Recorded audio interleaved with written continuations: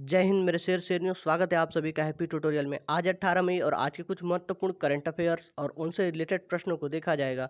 यह फुल पत्ती वाली क्लास कुमार गौरव सर की आप सभी के सभी प्रतियोगी परीक्षाओं को नस्ते-नाबूद करने के लिए बेहद ही महत्वपूर्ण है, तो आप अंत तक बने रहिए। आइए आगाज करते हैं। आज का हमारा मोटिवेशनल कोड है कि ठुकरा दिया जिन्होंने मुझे मेरा बुरा वक्त देखकर, कसम खाता हूँ ऐसा वक्त लाऊंगा कि उन्हें भी मिलना पड़ेगा, मुझसे वक्त लेकर उन्हें भी मिलना पड़ेगा। आइए स्टार्ट करते हैं। पहला प्रश्न, प्रतिवर्ष अंतर्राष्ट्रीय परिवार दिवस कब मनाया जाता है? तो हर वर्ष 15 मई को मनाया जाता है प्रतिवर्ष अंतर्राष्ट्रीय परिवार दिवस। यह पहली बार कब मनाया गया था? तो पहली बार सन 1994 में इसकी स्टार्ट हुई थी, 1994 में मनाया गया था। और 2022 की थीम क्या रही? तो इसकी थीम थी परिवार व शहरीकरण। परिवार एक समाज की इकाई है, इसका 2022 का थीम रहा। आइए कुछ महत्वपूर्ण आगे पॉइंट से देखते हैं कि विश्व जल दिवस कब मनाया जाता है? तो हर वर्ष 22 मार्च को मनाया जाता है। ओजोन संरक्षण दिवस 16 सितंबर को। विश्व पृथ्वी दिवस कब मनाया जाता है? तो हर वर्ष 22 अप्रैल को मनाया जाता है। और विश्व जैव विविधता दिवस 22 मई को मनाया जाता है। आगे बढ़ते हैं। अगला प्रश्न है कि 16 मई 2022 को रामगढ़ विषधारी अभ्यारण्य को देश का 52वां टाइगर रिजर्व अधिसूचित किया गया। यह किस राज्य में स्थित है? तो यह राजस्थान में अवस्थित है विषधारी अभ्यारण्य। यह देश का 52वां टाइगर रिजर्व है। यह कब किसके द्वारा किया गया? तो भूपेंद्र यादव जो पर्यावरण मंत्री हैं उनके द्वारा यह 16 मई 2022 को अधिसूचित किया गया। आगे बढ़ देखते हैं। आगे कुछ पॉइंट्स हैं कि राजस्थान में कुल कितने टाइगर रिजर्व हैं? तो कुल 4 हैं। पहला रणथंभौर, दूसरा मुकुंदरा हिल्स, तीसरा सरिस्का और एक है रामगढ़। 4 कुल टाइगर रिजर्व अवस्थित है राजस्थान में। और प्रोजेक्ट टाइगर की शुरुआत कब हुई थी? तो हुई थी 1973 ईस्वी में। आगे देखते हैं 53वां टाइगर रिजर्व कौन सा है? तो यह गुरु घासीदास टाइगर रिजर्व है 53वां। अंतर्राष्ट्रीय बाघ दिवस कब मनाया जाता है? तो हर वर्ष 29 जुलाई को मनाया जाता है। और T20T x2 अवार्ड किस टाइगर रिजर्व को दिया गया? तो यह दिया गया सत्यमंगलम टाइगर रिजर्व को दिया गया। आगे वन्य जीव संरक्षण अधिनियम कब पारित हुआ? तो यह हुआ 1972 ईस्वी में। भारत का नवीनतम नेशनल पार्क कौन है? जो असम में स्थित है देहिंग पटकई। देहिंग पटकई भारत का नवीनतम नेशनल पार्क है। भारत में कुल रामसर साइट कितनी है? तो कुल रामसर साइटों की संख्या है 49। और यूनेस्को में शामिल भारत के कुल विश्व धरोहर कितनी है? तो यह कुल है 40 विश्व धरोहर यूनेस्को में शामिल है। आगे बढ़ते हैं। अगला प्रश्न है हमारा कि 16 मई 2022 को एलिजाबेथ बोर्न किस देश की दूसरी महिला प्रधानमंत्री बनी? तो यह बनी है फ्रांस की। फ्रांस की दूसरी महिला राष्ट्रपति बनी है एलिजा बोर्न।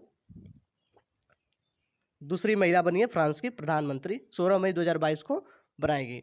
आगे बढ़ते हैं। आगे कुछ महत्वपूर्ण पॉइंट्स हैं कि पेरिस समझौता हुआ कोप 21 में।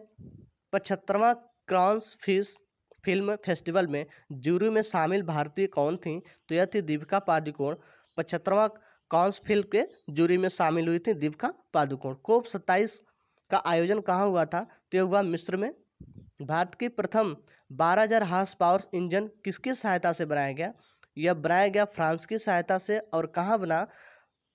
बिहार में मधेपुरा जिला में, बिहार में बनाया गया था ये फ्रांस की सहायता से। प्रोजेक्ट 75 किससे संबंधित है? तो प्रोजेक्ट 75 के तहत 6 पनडुब्बियों का निर्माण किया जा रहा है। अगला प्रश्न है कि 17 मई 2022 को प्रधानमंत्री नरेंद्र मोदी ने पहली 5G टेस्ट बेड का शुभारंभ किया। यह परियोजना किस संस्थान के नेतृत्व में विकसित की गई? तो यह की गई है IIT रुड़की के नेतृत्व में किया गया है। इसकी कुल लागत कितनी थी? तो 220 करोड़। कितने लागत में बनाया गया? 220 करोड़ में। आगे देखते हैं कुछ पॉइंट्स हैं। TRAT के प्रमुख कौन हैं? तो यह है PD बघेला। TRT एक्ट कौन सा है? 1997 का अधिनियम है। किसान पोर्टल किसने लॉन्च किया? तो IIT रुड़की द्वारा लॉन्च किया गया था। सेबी की स्थापना अधिनियम कौन सा है? तो यह है 1992 का अधिनियम है। नाबार्ड की स्थापना कब हुई थी? तो नाबार्ड की स्थापना हुई थी 12 जुलाई 1982 में नाबार्ड की स्थापना हुई थी। आगे प्रश्न है कि मई 2022 में जारी वैश्विक खाद्य नीति रिपोर्ट 2022 के अनुसार भारत में वर्ष 2030 में भूखमरी से पीड़ित भारतीयों की संख्या कितने मिलियन हो जाने की आशंका है।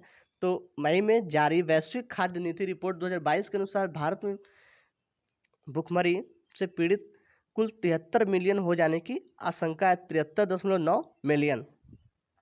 आगे देखते हैं, भारत में 2030 तक भूख जोखिम उठाने वाले लगभग 23% की बढ़ोतरी हो जाएगी और खाद्य उत्पादन में 16% की कमी हो जाएगी। खाद्य उत्पादन में 16% की कमी। आगे देखते हैं, कुछ पॉइंट्स हैं लल्लन टॉप। देखिए, ह्यूमन डेवलपमेंट रिपोर्ट कौन जारी करता है? तो यह जारी करता है यूएनडीपी द्वारा जारी किया जाता है ह्यूमन डेवलपमेंट रिपोर्ट। इज आप डूइंग बिजनेस किसके द्वारा जारी किया जाता है? तो यह विश्व बैंक द्वारा जारी किया जाता है, जो फिलहाल बंद हो गई है। वर्ल्ड प्रेस फ्रीडम रिपोर्ट कौन जारी करता है? तो ये रिपोर्ट जारी करता है रिपोर्ट विदाउट ऑर्डर द्वारा जारी किया जाता है। भ्रष्टाचार सूचकांक जारी करने वाला कौन है? तो यह ट्रांसपेरेंसी इंटरनेशनल द्वारा जारी किया जाता है भ्रष्टाचार सूचकांक। भुखमरी सूचकांक में भारत का कौन सा स्थान है? तो यह 101वां स्थान भारत का है। COP 36 का आयोजन कहाँ हुआ था? तो यह हुआ था ग्लासगो में COP 36 का आयोजन हुआ था। आगे देखते हैं SDR का फुल फॉर्म क्या है? तो SDR का फुल फॉर्म है special driving right, special driving rights. इसमें IMF अंतर्राष्ट्रीय मुद्रा कोष का मुख्यालय कहाँ है? अंतर्राष्ट्रीय मुद्रा कोष का मुख्यालय जो है वो है वाशिंगटन DC में स्थित है। यह एक पेपर गोल्ड के नाम से, SDR को पेपर गोल्ड के नाम से जाना जाता है और इसमें कुल शामिल मुद्राएं हैं डॉलर जो USA की है, पाउंड्स UK की, येन जापान की और युआन जो मुद्रा है वह चाइना की है और यूरो जो है यूरोपियन यूनियन की मुद्रा है। SDR एक मुद्रा नहीं जबकि एक अधिकार है। SDR एक अधिकार है। SDR में भारत की मुद्रा शामिल नहीं है। SDR में भारत की मुद्रा नहीं शामिल है। आइए आगे देखते हैं, कुछ पॉइंट्स हैं।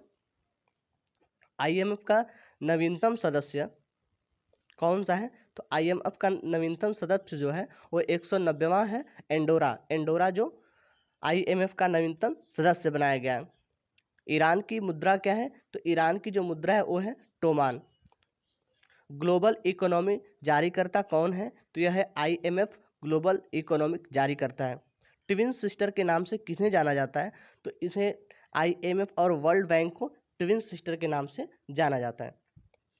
अगला प्रश्न है, मई 2022 में महिलाओं की बैडमिंटन प्रतियोगिता में उबेर कप का खिताब किसने जीता? तो बैडमिंटन प्रतियोगिता में उबेर कप का खिताब जीता है दक्षिण कोरिया ने जीता है उबेर कप का खिताब।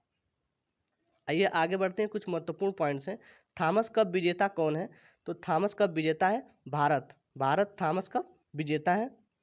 नाटो का साइबर क्राइम रोकने वाला संगठन में पहला एशियाई देश शामिल कौन हुआ था? तो यह है साउथ कोरिया और नॉर्थ कोरिया की सीमा बनाने वाले अक्षांश रेखा कौन सी है? तो 38 डिग्री अक्षांश रेखा है। प्रमोद भगत का संबंध किससे है? पैरा बैडमिंटन से है। कृष्णा नागर का भी संबंध पैरा बैडमिंटन से है। लक्ष्य सेन का संबंध बैडमिंटन से है। लक्ष्य सेन, कादेवी श्रीकांत और सात्विक का संबंध जो है इन तीनों का बैडमिंटन से संबंध है और प्रमोद भगत कृष्णा नगर का पैरा बैडमिंटन से संबंधित हैं। अगला प्रश्न है, हाल ही में फिनलैंड और किस देश ने उत्तरी अटलांटिक संधि संगठन नाटो में शामिल होने के लिए रुचि दिखाई है? फिनलैंड और किस देश ने? तो स्वीडन और फिनलैंड ने नाटो में शामिल होने की रुचि दिखाई है। आगे बाल्टिक देश कौन कौन से हैं? तो बाल्टिक देश है लिथुआनिया, लातविया और एस्टोनिया। ये तीनों देश बाल्टिक देश के नाम से जाने जाते हैं। आगे कुछ पॉइंट्स हैं महत्वपूर्ण। झीलों का देश किसे कहते हैं? तो फिनलैंड को झीलों का देश कहते हैं और फिनलैंड की जो राजधानी है वह है हेलेंस्की। फिनलैंड की राजधानी है हेलेंस्की। नॉर्डिक देश किसे कहते हैं? तो नॉर्डिक देश 5 हैं, नॉर्वे, स्वीडन, आइसलैंड, फिनलैंड और डेनमार्क को नॉर्डिक देश कहा जाता है। हाल ही में नॉर्डिक भारत में के दूसरा सम्मेलन कहाँ हुआ था? तो यह हुआ था डेनमार्क की राजधानी कोपनहेगन में हुआ था। डेनमार्क की ये राजधानी है। यूक्रेन की राजधानी क्या है? तो यह है कीव और यूक्रेन के जो राष्ट्रपति हैं वो है जेलेंस्की, यूक्रेन के राष्ट्रपति हैं।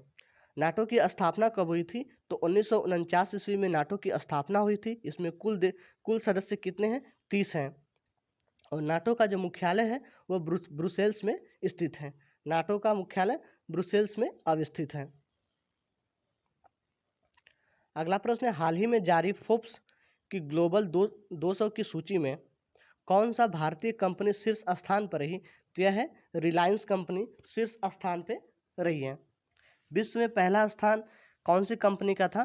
तो यह वर्कशायर हैथवेल कंपनी का विश्व में प्रथम स्थान है। और भारत में प्रथम स्थान रिलायंस कंपनी और भारत में दूसरा स्थान स्टेट बैंक ऑफ इंडिया का है, SBI का। अगला प्रश्न है कि चर्चा में रहा ज्ञानवापी मंदिर किस राज्य में स्थित है? तो चर्चा में रहा ज्ञानवापी मंदिर उत्तर प्रदेश के वाराणसी जिला में स्थित है। आगे, कृषि प्रौद्योगिकी स्टार्टअप ग्राम उन्नति ने पूर्व मुख्य चुनाव आयुक्त सुनील अरोड़ा को गैर कार्यकारी चेयरमैन नियुक्त किया गया। आगे, निर्वाचन आयोग की स्थापना कब हुई थी? तो यह हुई 25 जनवरी 1950 में और आर्टिकल है 324। मुख्य चुनाव आयुक्त का कार्यकाल कितना होता है? तो 65 वर्ष या 6 वर्ष होता है। मुख्य चुनाव के पहले अध्यक्ष कौन थे? सुकुमार सेन। और पहली महिला अध्यक्ष थी रमा देवी। धन्यवाद। अगर आपको वीडियो पसंद आई हो तो दोस्तों में शेयर करें, लाइक करें और चैनल को सब्सक्राइब कर लें ताकि आपको डेली के अपडेट्स मिलते रहें। धन्यवाद।